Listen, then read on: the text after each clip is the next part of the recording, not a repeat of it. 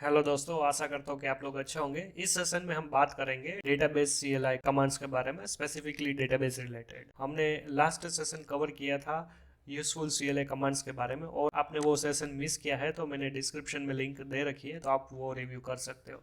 और गाइस, आपको ओडू डेवलपमेंट के बारे में और भी कुछ जानकारी चाहिए तो आप विजिट कर सकते हो वेबलेट्स चैनल। आप होम स्क्रीन के अंदर ही आप देख सकते हो ओडू ट्यूटोरियल इन हिंदी। यही हमारी मेन प्लेलिस्ट है ओडू 18 ट्यूटोरियल की। ओके, और आपको इंग्लिश वर्जन में भी रिव्यू करना है तो आप ये वाली प्लेलिस्ट रिव्यू कर सकते हो। गाइस, आपने वेबलेंस चैनल सब्सक्राइब नहीं किया, प्लीज़ सब्सक्राइब कीजिए, क्योंकि ये मुझे भी मोटिवेट मिलेगा और आपको भी अपकमिंग सेशंस के बारे में नोटिफिकेशन मिलती रहेगी। ओके, तो चलिए हम शुरू करते हैं डेटाबेस सीएलआई कमांड्स के बारे में। बेसिकली हम 4 या 5 मेन जो सीएलआई कमांड्स है डेटाबेस रिलेटेड, वो हम इस सेशन के अंदर देखेंगे। माइट भी ऐसा होगा कि 1 या 2 ऐसे कमांड है जो रिपीट होंगे, पर डोंट वरी, क्योंकि ये डेटाबेस सीएलआई कमांड्स के बारे में है। ओके, तो पहले तो हम क्या करेंगे, Python dash space Odoo dash bin, right, क्योंकि हमें ओडू की सर्विस को हमें एक्टिव करने के लिए यहाँ पर हम क्या करेंगे, डेस्क डेस्क डेटाबेस। अभी मैं ये नहीं करूँगा तो क्या होगा, फ्रंट एंड के अंदर सभी में जब जैसे ही मैं यूआरएल में जाऊँगा web slash database slash manager, तो वहाँ पर पूरी की पूरी डेटाबेस की लिस्ट मुझे वहाँ पर आ जाएगी। पर मुझे वो नहीं करना है, मुझे सिर्फ स्पेसिफिक एक ही डेटाबेस का यूज़ करना है। तब मैं क्या करूँगा, ये वाला कमांड यूज़ करूँगा, और यहाँ पे मैं मेरी एक डेटाबेस का नाम ऐड कर दूंगा। तब क्या होगा कि सिर्फ यही एक डेटाबेस लोड हो जाएगी और कोई दूसरी डेटाबेस लोड ही नहीं होगी इसके अंदर। ओके, तो ये पहला CLI कमांड है। अभी जैसे ही मैं यहाँ पर मूव होता हूँ सेल्स, और जैसे ही रिफ्रेश करता हूँ, राइट, तो वो वाली ही डेटाबेस यहाँ पर मुझे कनेक्टेड मिल जाएगी। जैसे ही मैं यहाँ पर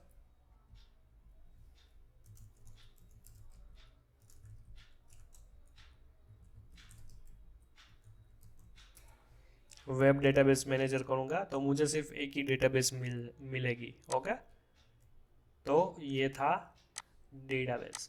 अब मैंने एक और चीज़ बोली थी प्रीवियस सेशन में, हमारे पास 2 तरह के कमांड है, एक तो फुल नेम होगा और एक उसका शॉर्ट नेम। तो ये हमारा फुल नेम था, तो शॉर्ट नेम कौन सा वाला हम यूज़ करेंगे, -d करके। ओके, तो ये हमारा शॉर्ट नेम था, -d stands for database. Okay, अभी अभी हम दूसरा कमांड यूज करेंगे पोस्टग्रेस का यूजर नेम एंड पासवर्ड। अभी वो क्यों हमें यहाँ पर यूज करना है, क्योंकि जैसे कि अभी मेरा यूजर है ये वाला, राइट, मेरे पोस्टग्रेस का यूजर नेम अलग है और उसका भी पासवर्ड है।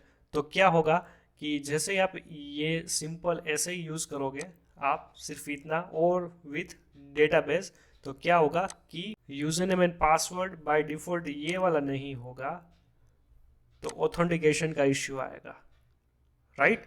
तो उसके लिए क्या करना पड़ेगा हमें, -r। r का मीनिंग होगा यूजर, पोस्टग्रेस का यूजर। अभी मेरे पास उसका यूजर नेम है ओडू और मेरा पासवर्ड है 1234। ये है पोस्टग्रेस का यूजर नेम और ये है पोस्टग्रेस, ये ओडू का पासवर्ड यूजिंग -w। ओके, जैसे मैं ये करूँगा तो ये ऑथेंटिकेट, पहले तो ये ऑथेंटिकेट करेगा। मैं जैसे गलत नाम दूंगा किसी का भी तो वो मुझे ऑथेंटिकेट करने नहीं देगा, राइट। तो अभी मैं यहाँ पे जैसे ही यूजर नेम में गलत डाल दूंगा तो क्या होगा, यहाँ पर ये एरर मैसेज आ जाएगा, पोस्टग्रेस का operational error, connection to server socket failed, role odoo1 does not exist. Okay, मान लीजिए मैंने सही से दिया है, वो कंटिन्यूसली वर्क करता रहेगा। अभी मान लीजिए मैं पासवर्ड गलत डाल रहा हूँ, राइट, यहाँ पर कोई भी, तो क्या होगा कि जैसे ही ये सुपर यूजर है तो पासवर्ड की भी जरूरत नहीं पड़ेगी यहाँ पे। और दूसरी बात ये कि अब देखिए यहाँ पे पहले तो, राइट, तो ये एक और चीज है, तो यहाँ पर मैं करेक्ट कर देता हूँ -w। तो पहला कमांड था -d as a database, -r Postgres का user I mean the role, और वो जो रोल है उसका पासवर्ड। ओके, अभी यहाँ पर आप देखिए, मान लीजिए आपके पास दो सिस्टम, एक सिस्टम में आपने ओडू का सर्वर सेटअप किया है और दूसरे सिस्टम में सिर्फ और सिर्फ पोस्टग्रेस ही आपने सेटअप किया है। तो आपको क्या करना पड़ेगा, ओडू की सर्विस को स्टार्ट करना पड़ेगा। ओडू को चाहिए पोस्टग्रेस, राइट, पोस्टग्रेस के बिना ये चलेगा ही नहीं पहले तो यहाँ पे हम क्या करेंगे, ओडू का कनेक्शन करवाएंगे दूसरे सिस्टम के साथ, राइट।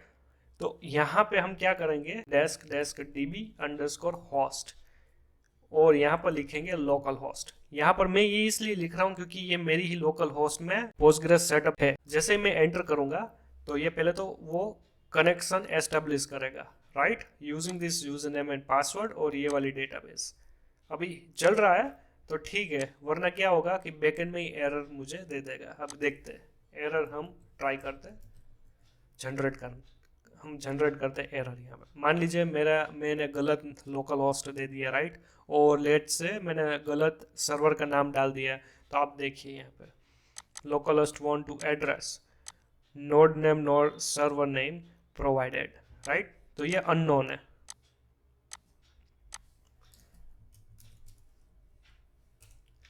तो ये वाला था उसका होस्ट नेम। मान लीजिए आपका कोई भी एक XYZ करके कोई भी आईपी एड्रेस है IPv4, तो आप वो कनेक्ट कर सकते हो यहाँ पे डायरेक्टली।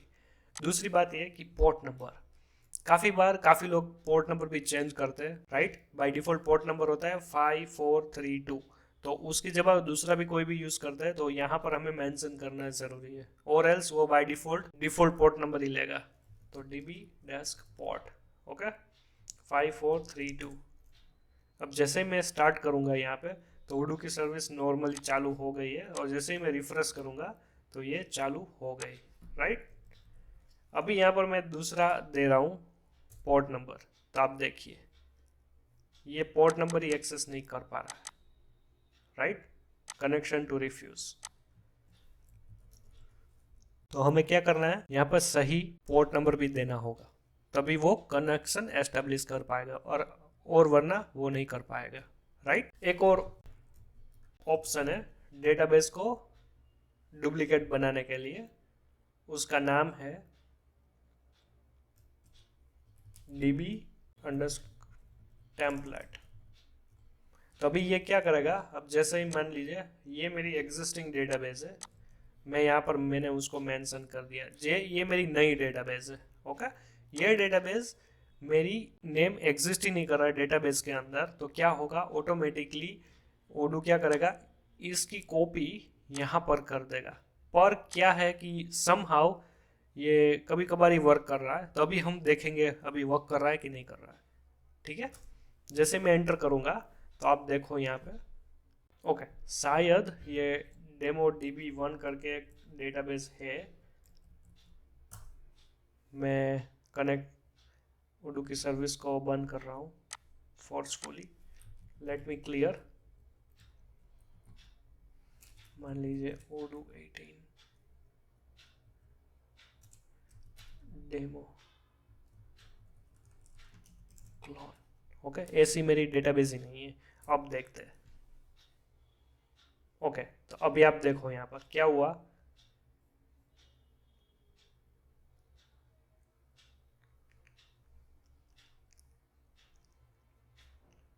ओके, सो ये आप देखिए यहाँ पे मुझे है ना ये एरर आने लगी है, राइट।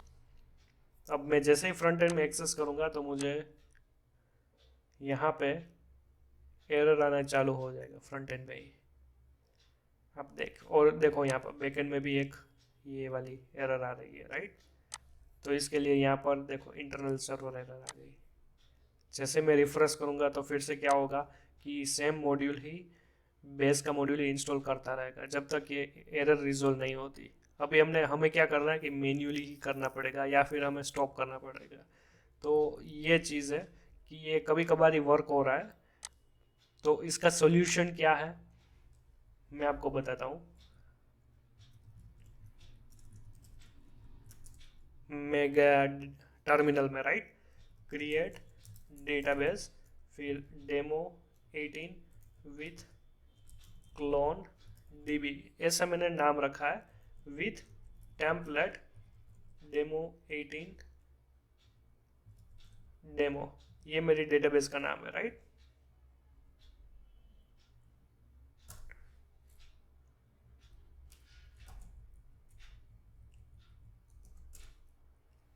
तो आप देखिए ये वाली डेटाबेस क्रिएट हो चुकी है, राइट, यूजिंग टेम्पलेट। तो अभी हम ये सब कुछ हटा देते हैं और यहाँ पे हम क्या करेंगे, ये नाम ऐड कर देंगे यहाँ पे, और जैसे ही रन करेंगे, और आप देखो प्रोसेस भी इतनी फास्ट है एडमिन, तो देखा आपने प्रोसेस भी फास्ट है और आप काफ़ी कुछ क्लोन कर सकते हो डायरेक्टली एक डेटाबेस थ्रू दूसरी डेटाबेस, राइट। तो आई होप आपको ये सेशन अच्छा लगा हो। आपको कोई डाउट हो तो कमेंट कर सकते हो, जैसे मैं फ्री होता हूँ मैं कमेंट्स रिव्यू करके आपको फीडबैक देता रहूँगा। तो मिलते हैं हम अगले सेशन में, तब तक के लिए आप इस सेशन की आप प्रैक्टिस कीजिए, ठीक है। Best of luck.